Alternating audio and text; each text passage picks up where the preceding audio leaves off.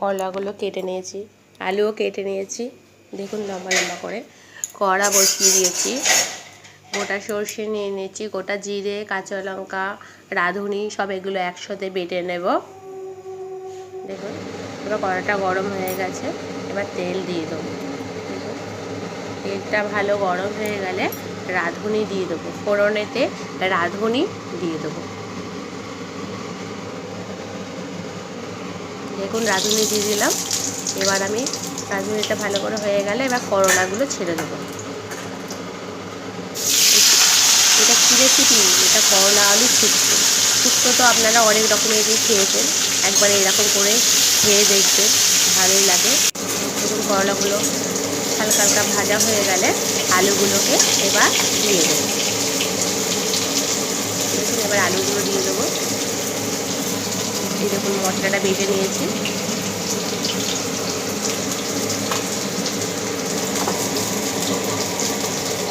আলুগুলো দিয়ে দিলাম।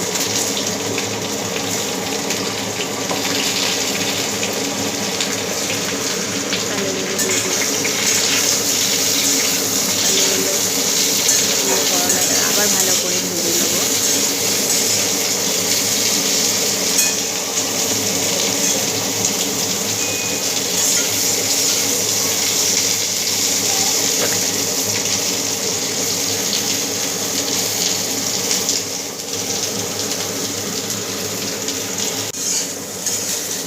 এবার এক এক করে স্বাদ মতো নুন দিয়ে দেবো।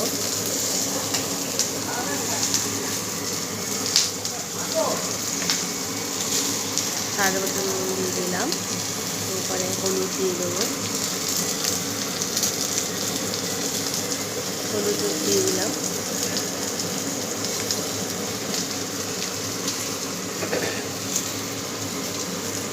এবার ভালো করে আবার নাড়াচাড়া করে মশলাটা দিয়ে দেবো, বাটা মশলাটা দিয়ে দেবো।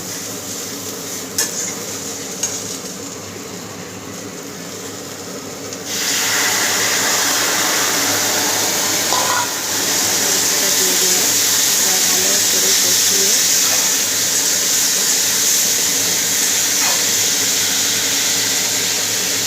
ভালো করে এবার কষিয়ে নেবো। দেখুন ভালো করে কষানো হয়ে গেছে।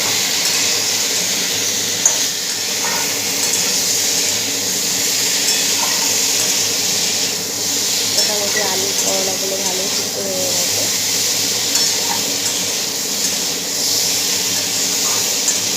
ভালো কষানো হয়ে গেছে, এবার জল দিয়ে দেবো। এবার জল দিয়ে দেবো।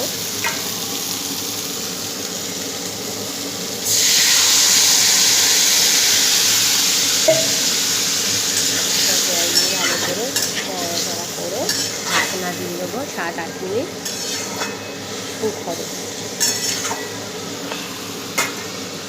দেখুন 7-8 মিনিট কুক হবে।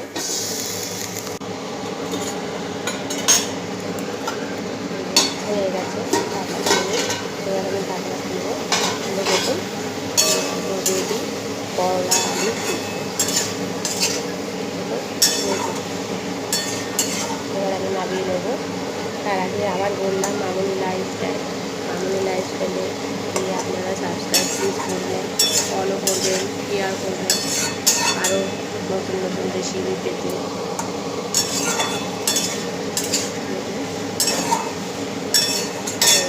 গ্যাস বন্ধ করে দিয়েছি।